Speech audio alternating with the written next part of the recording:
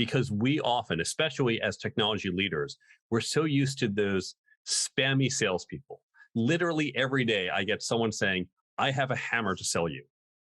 They don't even know whether or not I have nails, but they just want to sell me the hammer. And they go in thinking the problem is, how do I sell this hammer? But when we just shift it to that approach that you're taking, which is, hi, tell me about your problem. Do you have nails? Because I have this lovely hammer that I think can help. Oh, you have screws? You know what? I don't want to waste your time, but hey, I have a friend who sells screwdrivers. Happy to introduce you.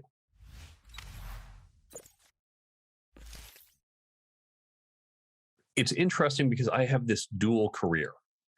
I came out of MIT in the 90s during the dot-com era. I started as a software developer.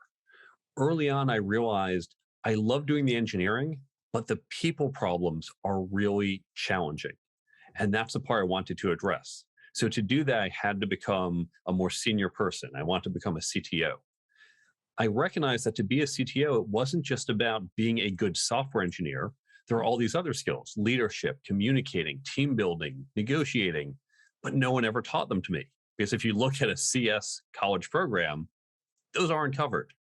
So I had to develop those skills in myself. And I worked on my own training and development, and that got me to get to where I was as a CTO. I've been a fractional CTO. I've done startup companies. I've helped Fortune 500s build new business units and spin them out. But I realized as I was developing these skills, they're not just for executives. They are for everyone. Even the most junior person can benefit from having these skills. So I began to train up others on my team. Around the same time, MIT had gotten feedback from our corporate partners, the people who come and hire our students. And they said, look, we love your students, but there are skills we're trying to find: leadership, negotiation, networking, communication, and we can't find it. Not just in your students, in fact, not just in college students, in general, we can't find these skills. No one's being taught. So at MIT, we put together a program referred to as a Career Success Accelerator to teach these skills. And when I heard about it, I reached out, I said, hey, I've been developing this on my team. Can I be of any help? And MIT said, yeah, we've got these great professors, these master experts on negotiation and teamwork, but it'd be great to get the experience of a practitioner. So I helped develop some of the modules, and then MIT asked me to come teach. So I've been doing that for 20 years, and it's given me this parallel career. I've had my CTO path, but in parallel, I've been teaching at MIT and then elsewhere, and now I have the book and the speaking that I do around professional development, which is not just for CTOs, but very broadly for everyone, the skills that will help us be more successful. And so what was the moment like when you decided that it's time for the book? It's funny, there wasn't I think I want to write the book moment. For years, I've been trying to convince MIT that we need to take this class we created and make it more accessible. Now, this is not a lecture-based class. It's very hands-on and interactive. But MIT, of course, pioneered online learning. We were one of the first universities to take our content, put it online for free. And I kept saying, we need to take our content, let's put what we can online, or let's share this course with other universities. Let's get out for more people. For various reasons, we just didn't have time to focus on that. So I thought I was spending lots of time on planes and hotels for my job. I said, let me just write up some class notes, both because our students don't take a lot of notes because it's so interactive, and I can also just share this online or give it to other people. So I really thought I was writing 20 pages of notes, and that's all I was trying to do. But 20 pages became 40 and then 80. And once it passed 100, I thought, maybe this isn't just some notes. This might actually be a book. So it came spontaneously. And then, of course, I had, through a conversation with my neighbor, had the idea for the app as well. And so both of them weren't intended. They just kind of came out of the process. Oh, I didn't know there was an app. What's the app called? The Career Toolkit App, which goes very well with the Career Toolkit book. And the app comes from recognizing a problem that we have with our books. When you read a book of mine, or really kind of a business book or self-help book, you say, okay, well, that's great, really useful information. And then you forget it, right? 30 days later, like, yeah, I think there was something in there about networking. I can't remember what. My job isn't to sell you pieces of paper. My job is to help you improve and be more successful. So we know there are certain techniques that can help you with this, one of which is known as spaced repetition. That's a fancy term for flashcards or looking back at your notes. Now, I know you're not going to take notes on my book and you're not going to create flashcards for it. And in fact, even if I gave you flashcards, you're not going to want to open an app every day and go, I have to go through this. So I create an app. This combined my experience in technology and as an author of a book and having worked in media. I create an app. You don't even need to open the app. Just once every 30 days so we know you're active. And what it's going to do is pop up a little notification on your phone each day at a time you select. And that's going to have one of the tips from the book. So if you had gone through the book with a highlighter, said, oh, here's a good point, here's a good quote, that's what gets saved. It just pops up and you go, oh, right, that's a good tip. Swipe it away. So you don't even have to be active. You don't have to remember to do it. It will happen automatically. Or you can say, oh, I'm about to walk into a networking event. What were all those great tips? Well, you don't have my book with you, but you've got the advice in your pocket. So you open the app and you can just flip through those tips and quickly come back to it. Give me some tips for networking. Networking is fundamentally relationship building. And especially for engineers, we tend to have an aversion to networking because we see the slimy side of it. We see the person who's just there trying to be transactional, or the person who walks into a room and comes out with 10 business cards 15 minutes later. Like that just feels slimy. But really, true networking is about relationship building. So if you've ever had a friend, which all of us do, you know how to build a relationship. And so don't think about, I have to get 10 business cards or I have to meet so many people tonight. Sure, it's helpful to meet other people, but think about building that relationship. Consider you would never say, hey, I just swiped right on someone on Tinder, so that's my girlfriend, right? Speak for yourself. No, I'm just kidding. If you both swipe right, okay, good start, but you're not married yet. You have to go and build that relationship. In that case, go on dates. Just because you got a business card, just because you add someone on LinkedIn, that person isn't in your network. You don't have a relationship yet, but now you can go build the relationship, get to know someone, meet for coffee, and over time, you're going to build that relationship too. Oh, yeah. And I've learned personally that it's way better to have those relationships before you need them. There is a great quote, which is the title of a book by Harvey Mackey, Dig Your Well Before You're Thirsty. Because if you think about it, if you need to go pack up your house this weekend, you got to pack everything up. You're not getting a moving company. Maybe you can't afford it. So you want to get people to come over and help you. Who's going to be there to help you carry your couch into the truck? Is it going to be the guy you met 2 nights ago at a bar? Or is it going to be your friend from college who you've known for 20 years?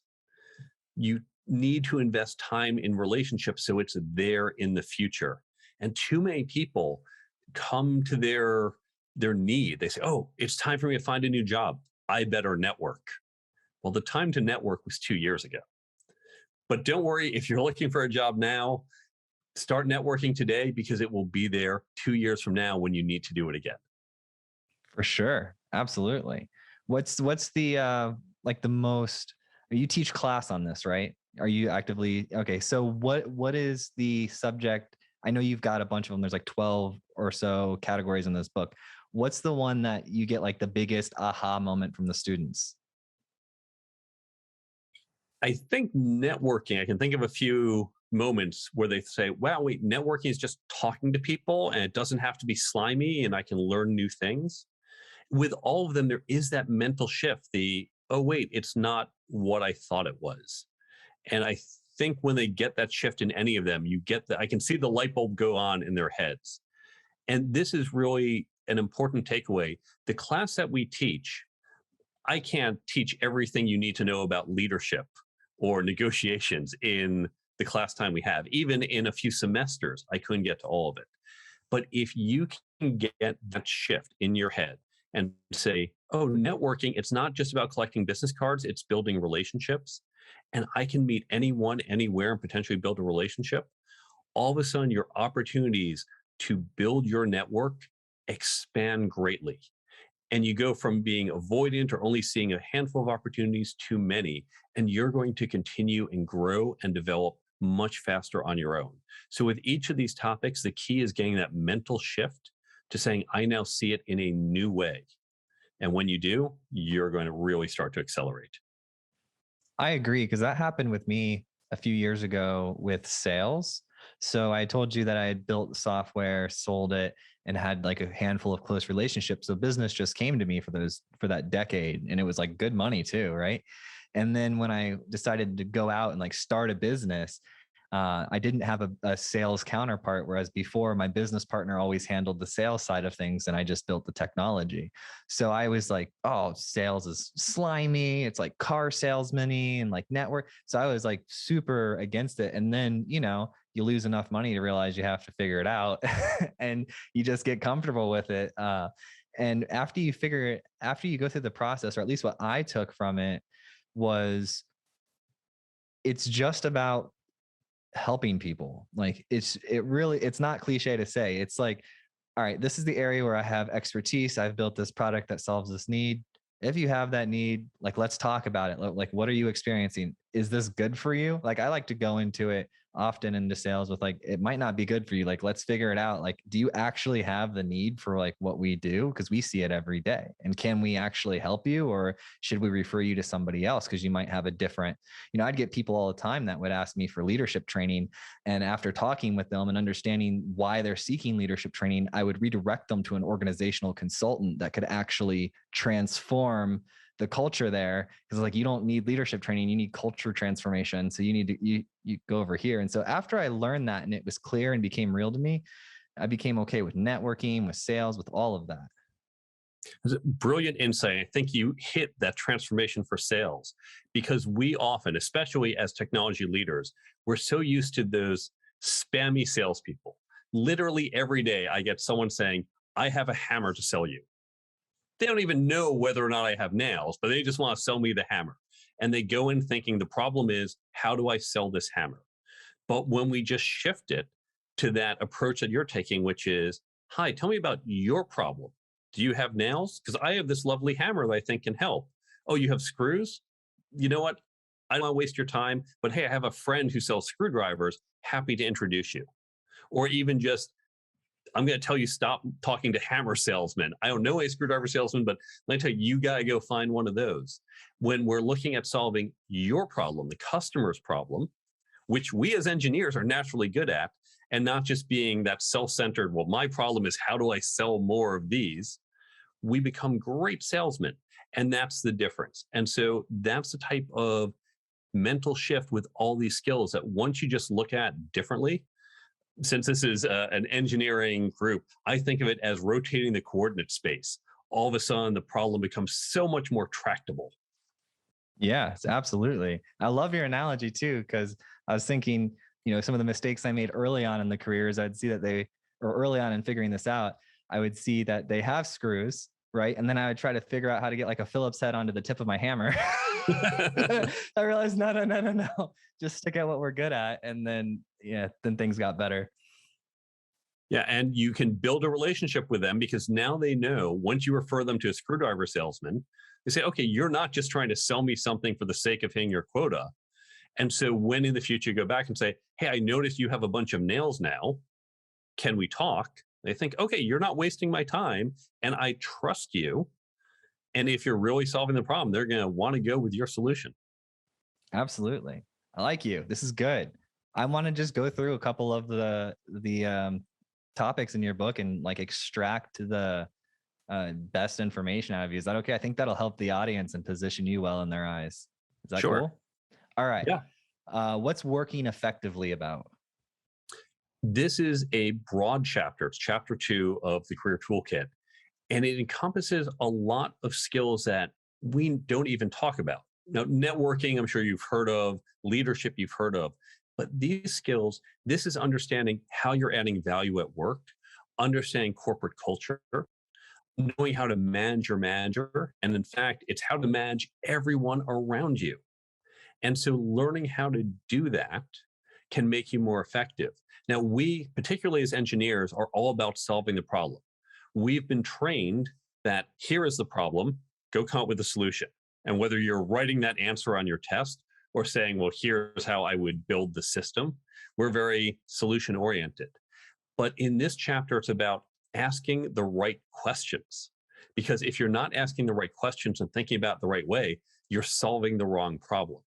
So when you think about how am I adding value, so many engineers I know, and by the way, this is also true for accountants, for customer success, for lots of people in companies. They say, well, I know how to solve my problem, the engineering problems, the accounting problems, whatever, but I don't really understand the larger ecosystem in which I work. And those are things like, who are your customers? Who would not be a customer, even though at first glance they might look like a customer?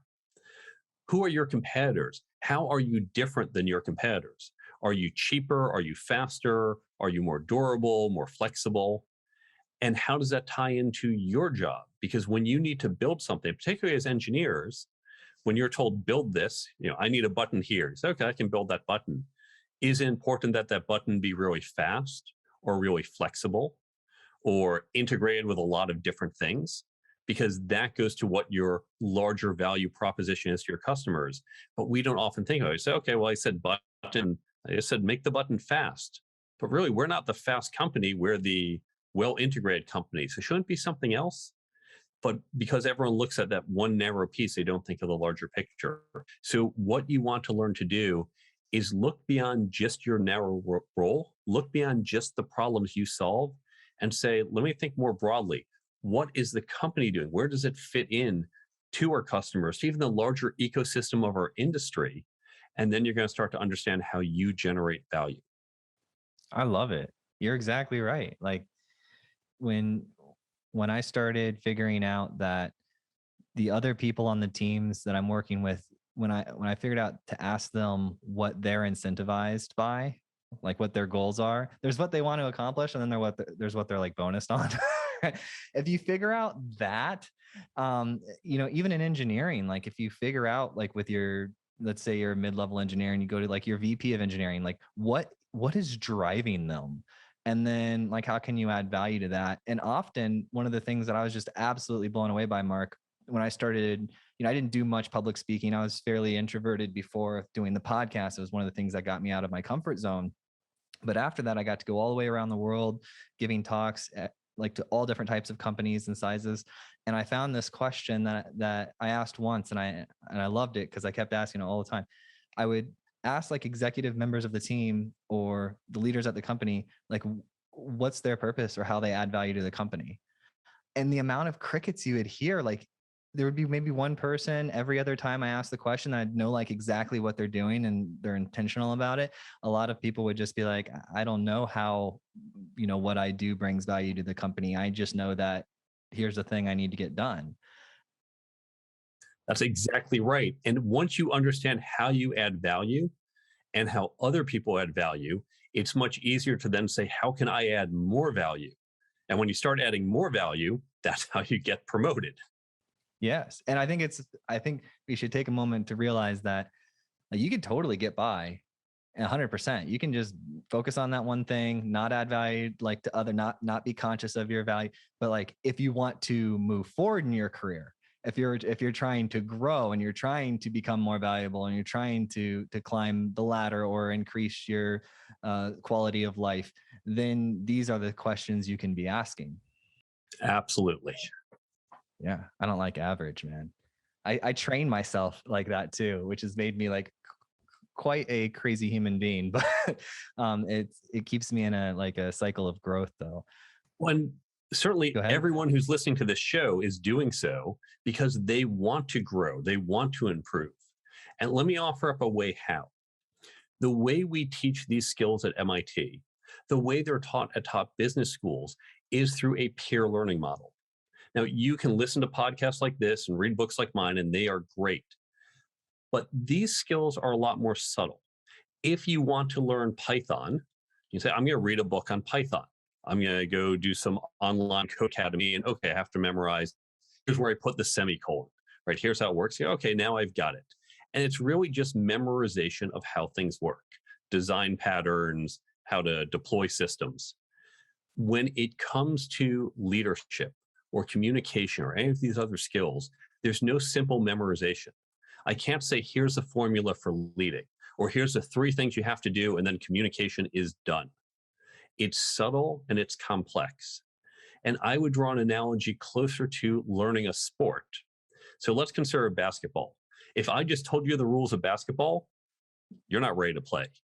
What happens? Now, you do need to learn the rules, but then what do? Well, you start doing drills, dribbling and passing, shooting, rebounding, and you might play some scrimmage games and practice. And if you're a real serious professional, you might even watch the tape, right? Watch the opponents you're going to play, watch yourself, learn and improve. That's what we have to do with these skills. You can't just say, I read the book, or they sent me to a 2-day leadership training seminar. Now I am a leader. It's not that simple. So the way you can best learn this, create these peer learning groups in your organization. And on the resources page on the Career Toolkit book website, I have a free download how to do this. But you can create these groups. I recommend about 6 to 8 people, but there's ways to do it with larger groups. And by the way, if your company doesn't want you to do this, go find friends, go create a local meetup group, create these local groups, and then say, okay, we're going to take some content. So you, for example, you can take my book and I break down for a particular goal, here's how to chop it up. Read these 10 pages in the next 2 weeks, and then you come together and discuss it. Because it's in that discussion that I say, hey, I was reading this, it makes me think of this leadership challenge I have in my company right now or on my team. And you say, well, Mark, I had a similar type of challenge a few years ago. Here's what I did. Oh, great. That's really insightful. There's no leadership practice. You can't say, hey, team, we're going to come together, I'm going to try leading, and then we're going to call do-over if I get it wrong. But by having that discussion, by helping you with your leadership and you with mine, or communication or negotiation, that's our scrimmage game. That's how we get to practice and develop our skills and really widen the perspective.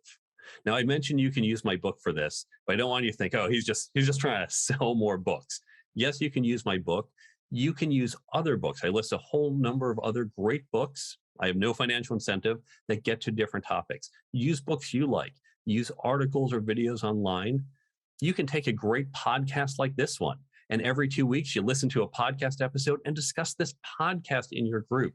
The key thing is you start with some seed content, and then you have that discussion, and that's what's really going to help you develop these skills that are not just memorizing some formula or algorithm or knowledge.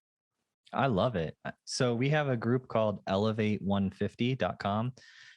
So we break the groups into like the max limit is 150, because we notice like in communities when they get too big, they start to decay. So it's a bunch of technical leaders, a lot of people that listen to the show. We come together like 1 day a week on Wednesdays for an hour, and we have a guest speaker every week. And then we have like action week where we actually like do things. So I'm going to connect you with Brittany. And if that's something you're interested in, I think we should have you to that group as a speaker. Let's definitely talk about that. Yeah, for sure. It's a great thing. I was actually really surprised when it all came together, but it turns out like to be incredibly valuable to get together with people and discuss either what's going on in your current life, get different perspectives, things of that nature. Yeah. One of the best groups I'm a part of is the New York CTO Club. And it's a bunch of CTOs where we do bring in speakers to address some issue and advance our knowledge. But we have a very active mailing list where we talk about, I'm having a problem with my board, or I'm trying to figure out how to reorg my groups. Someone else in the group has experienced that and can share their experiences and wisdom. It's been a wonderful resource for all of us. CTOs that are in New York that are listening, how do they learn more about that? We don't have a website, but you can find us on LinkedIn. It's a private invite-only group, but you can certainly reach out. And I don't know what the rules are for how this works, but you can reach out to the organizers and certainly learn more about it. Yeah, if you're cool enough, they'll let you in, right? Let's just be real. There are different levels of groups. Like we have a standard at Elevate. Like we don't let certain people in.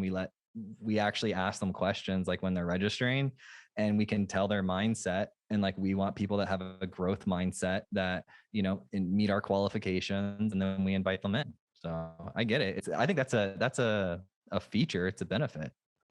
It is, and I will say, I grew up a nerd, as probably many of us did. So I was often excluded from social activities. And I always felt, well, I don't like these groups that exclude people. It should be open to everyone. And those are the best, very egalitarian. But what I've learned is the most valuable groups in my life are actually private communities, because first we gate and we say, well, only people of this qualification, could be experience or knowledge or anything else. It's not about being better. It's just having certain qualifications can join this group because that creates a much better signal to noise ratio. And second, by being a private invite only group of a limited size, it creates trust because you know everyone else in that group has been vetted. So there's a higher degree of trust, a higher degree of sharing, and those two together make it really valuable. So as much as I like to be egalitarian, I have found value in these private groups. I love it. So I want to get to interviews. What do you talk in the book about hosting interviews or being interviewed? I look at from both sides, but I really wanted to focus more on being the interviewer because there's so much content about how to be a candidate. How do you answer this hard question? How do you talk about yourself?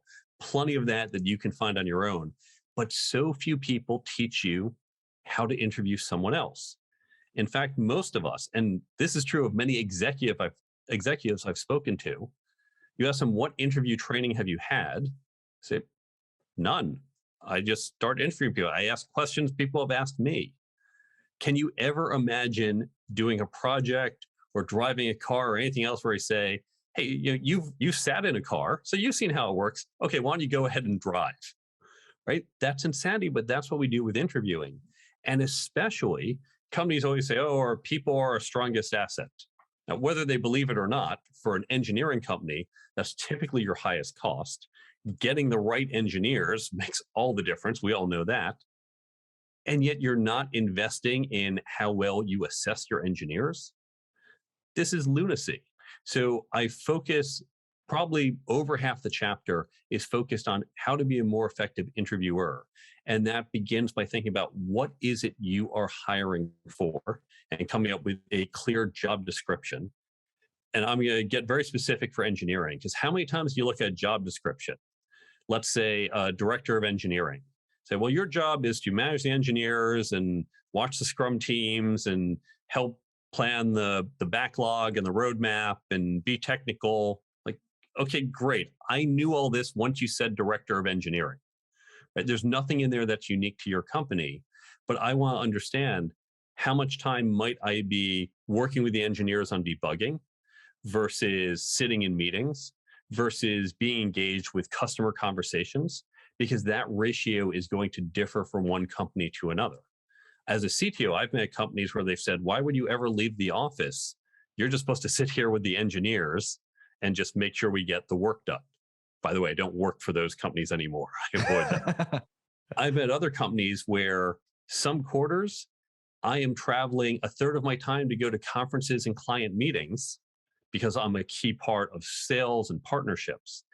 Those are very different roles. And so understanding what you need out of the role helps you then say, well, now we have to look for someone who is good in sales and partnerships. Or no, we don't need that skill. Our sales team can do it without technical people. We need technical people who are just really deep experts. So understanding what you want out of the role, what it's really like, and then creating a set of questions to evaluate the candidate against that, that is the key to being successful in the interview process. I like it. We found out over here that it was really effective for us to take our training. This is specifically for a sales position, so I'll give us some context. For our sales position, we took the training that they would go through, like their onboarding and like what they need to be learning, and their daily routines, and we sort of cut it all out and made that like their bullet list of like, this is what you'll be doing. That way, when we get those people and they see that list, so often in life, I feel like it's just copy and paste. Somebody that has no clue about the position, there's like, this sounds good, 800 languages in there. It's like, nope. And so I found that it created a lot of trust when the job description said A, B, and C. And then day one, when they start, they learn that they're going to be doing A, B, and C. And that ended up really improving our process of bringing on salespeople. That's fantastic. That's a great way to do it, because now you said, what is the actual job? And I will share, you talk about cutting and pasting job descriptions. A big pet peeve of mine, especially in technology, are recruiters, whether in-house or external, who do not understand their technical terms. And I've seen this time and again. You say, okay, we work with Mongo here, so I need someone who's experienced with a document database. I say, oh, okay, so Mongo database is great. And I'll see a resume, 4 years with Couch. Well, nope, that's not Mongo. But of course, Couch is pretty close, and I'd be glad to take someone who knows Couch, because generally you don't know this specific command. Fine, you'll learn that in 3 weeks, but you get how document databases work, how they scale, what the issues are. And so if your recruiters don't understand, hey, this technology is like that one, this is close enough, and these are equivalent. And when we say this, what we're really meaning, this is an example, but here's what we want. You need to train them up. I will spend time with any recruiter at my company and say, we're going to go through and let's look at resumes together. And let's look at why I like this one, don't like this one, why this one's a maybe. You can almost think of it as your AI training of your algorithm. I have to go train up my recruiter. And recruiters who don't know how to do that or don't have interest in learning, I will not work with them. Even if they're in my company, I'm like, nope, not working with you. You are a waste of my time. I'm going to go figure out a different way to source candidates. I love it. And that'll help them learn. If they hear that enough, they'll be like, maybe I should change my life, right? I hope so. I send this quite often in my auto response to many recruiters, is trying to explain to them why what they're doing is wasting their time and mine. I saw this hilarious slide, like me. I'm on this group and it's got like IT memes and stuff, like funny things. And it was a picture of somebody at a conference, and they had a slide up with a word cloud of like different languages and names, and they sprinkled in like names of Pokemon, and then they asked recruiters like which one of these are Pokemon. It was hilarious. Oh, I love that. I'm gonna have to go find that one. Yes, I will if I find it again, because I just saw it like yesterday. But if I scroll across it, I'll tag you or send it over to you. Awesome, thank you.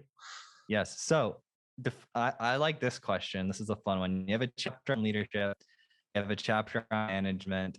What's the difference?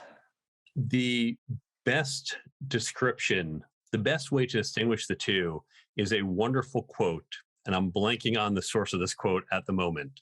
But the quote is, no one has ever managed men into battle. I think that really sums up what leadership is and how it's different from management. Now, we can spend hours talking about the distinctions, but I will also note, I conclude the middle section of my book. There's 3 sections. The middle section is leadership and management. And management, I look at the people side of it and the process side. But I conclude that section by saying, good leaders manage, good managers lead. You might be doing more of one than the other for a particular role or at a particular moment. And I teach them separately because it's very wax on, wax off. Let's look at the essence. By the end of the day, you're not going to say, oh, I have to lead now or I have to manage now. You're going to do both. So remember that good leaders manage and good managers lead. How can people buy this book? You can go to my website, thecareertoolkitbook.com. And there you can hit the buy button and it's going to take you to your favorite source of books. That could be Amazon or Barnes & Nobles or local bookstores. You can get a physical book or online. You can reach out to me on the website. You can follow me on social media channels. You can download the free app. It links to both the Android and iPhone stores. You can download the app. And then, of course, there's the resources page where I have that guide I mentioned, the Career Toolkit Development Guide, completely free. There's links to other online resources, a lot of other great books. So all of this is on the website, thecareertoolkitbook.com. I love it. So I could just open up Amazon and just type in the Career Toolkit and click buy. You can. In fact, at the time of this recording, Amazon's had some algorithm issues. So the algorithms to juice it have dropped my book down to about $3 at the time of this recording. This book at the moment is for a print book. I know it costs us more than that to print it. So thank you, Jeff Bezos, for subsidizing everyone's career development. So for less than the cost of your morning coffee, you can get the book right now.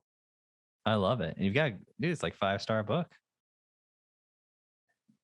There's somebody that's doing a sponsored result. So it comes up like one before you. You see that person? I don't know if you can see it. Oh, I'm going to have to take a look at that. Yeah. So now you got to go sponsored. The sponsored feature is pretty cool. Like you can just basically tell the algorithm, you can set it up to where it's like spending like it's not going to spend more than what you make off the book. Because I have a book on Amazon too, so like I just run the sponsored thing indefinitely because it's a pretty cool feature and it gets you like a lot of sales. It's been on my to-do list, and you're reminding me I need to kick that off. Yeah. Have you done the Audible yet?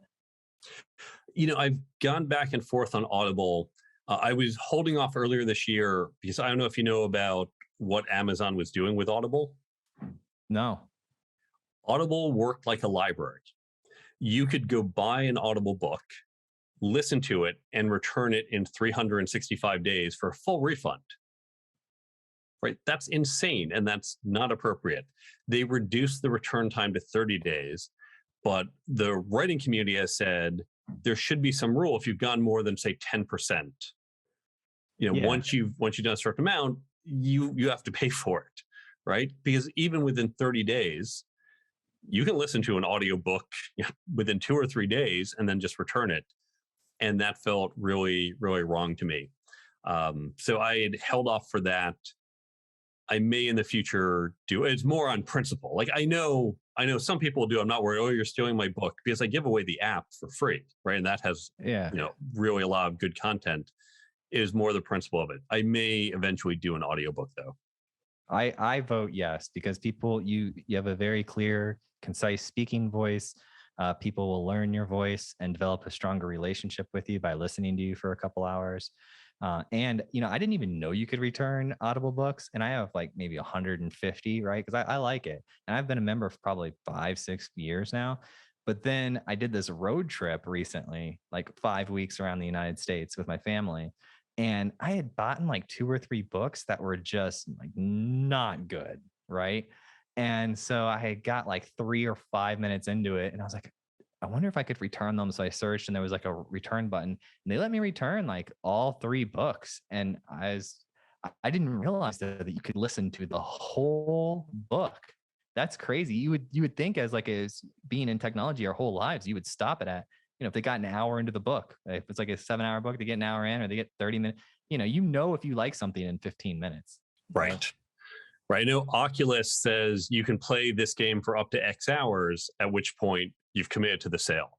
I think that's very reasonable for a book. You can return it after a little bit, but yeah, not by time. That doesn't make sense for the product. I mean, with any product ever, when have you used it and you continue using it for an extended period of time, knowing that when you use something and you don't like it, it's very clear and it happens really fast. Yeah. All right. So the back third of this book, you got communicate. We talked a little bit about networking, communication. What's the key takeaway there? Don't mumble. How do you... Communication is such a broad topic. And by the way, I'm going to mention one of my pet peeves. I see in so many job posts, strong communication skills. What does that mean? Does that mean you can stand on the TED stage and do a really eloquent talk? Does that mean you send very concise to the point emails? Does that mean you always bring up the right information just as your boss needs it? Does that mean you can explain very complex technical ideas to non-technical people? Those are all different ways to be a very good communicator. You probably don't need all those. Some might be more important than others. So I hate when people broadly say, oh, strong communication skills. Now, in my book, I get down to the essence of communication, which is how we can effectively convey the ideas in our heads into the heads of other people. And that comes from understanding the different mental models that we all carry with us, and how you can understand those mental models and then put your ideas to fit the mental models of your audience. I love it. As I'm looking at all these, I'm like, this is so good. I'm so glad that we're talking here, because like I said, when I read that index of yours or the back of that book, I was just like, this is going to be on point. And it's so far dude, 100%. I'm a huge fan of Mark now. Thank you. Back third of the book, you got communication, networking, negotiations. There's a popular book out with negotiations called Never Split the Difference. What are your thoughts on negotiations?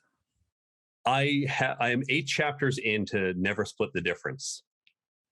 And it's not a negotiation book I would necessarily recommend, maybe as like your fifth or sixth negotiation book. And one of the reasons I mention this, and he's a good negotiator, but in certain circumstances. And the very basis of his negotiations, right? Never split the difference. Well, he's a hostage negotiator. And let me be clear, if your family's ever taken hostage, call him, not me. Right? He's better at those. But his premise is, well, you can't say like, all right, look, why don't you only kill half the hostages, let half go, and we'll call it a day. Right? That's not acceptable in his world. He also is often dealing with very emotional situations. Hostage takers are always emotional, right? More than rational. Even if they began rational, saying, oh, this is how we'll fund our terrorist campaign or whatever. Emotions run high, there's guns, there's danger, there's risk. A lot of the negotiations we deal with, there's not this time pressure. There's some types of time pressures, but it's not 8 hours being surrounded by police. There is not that level of emotion. That's not to say there's no emotion. And in particular, when we negotiate for anything that directly impacts us, my salary, that's emotional. How much money will I have? If I'm selling my company or doing a business deal, what will this do to my earnings, my bonus? There's an emotional piece. But I think he focuses a lot more on the emotional aspect and on you have to almost win at all costs, which he very well should as a hostage negotiator, whereas I focus more on broad negotiations are more common in the business world. And so do many of the books I reference and the training that I've gotten and talk about in the book. So that book, I know it's very popular, but if that's the only book you've read on negotiations, it might orient you towards a different type of negotiation than what you are going to be experiencing quite often in your job. What did you think of I hate that it's political now, because I read it like before it was political, but I had read the book that Donald Trump had produced about negotiation. Can't remember the exact name of it, but The Art of the Deal? Yeah, I took so many like very specific examples out of that book and like applied them to my personal life, and I thought it was like really great information. I think I had glanced through it when I was in high school or college. I don't think that's a great negotiation book. Beyond any personal views I might have on him, it's just not effectively done. Good negotiation books, there's Getting to Yes, which I think gives a good philosophical approach to negotiations. Now, one of the drawbacks to that book, you can read it in a couple hours, but you read and go, okay, this makes sense, but what do I actually do? So another great book, Bargaining for Advantage by Richard Schell at Wharton, is a very good book on specifically what do you do? How do you make an offer? How do you make a counter offer? How do you think about things? Really good book. It's a little long. It can be a bit of a dense read, but it is so helpful. Start with No by Jim Camp, also a great practical book. There is Good for You, Great for Me by Larry Suskind of MIT.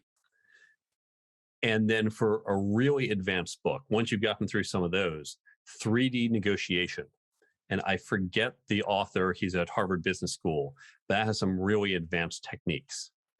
And so these are the books I would recommend. They're all listed on the resources page on my website for books you go. And of course, in my book, I have a chapter on this, and that's a good starting chapter. And I reference some of the techniques used in these other books.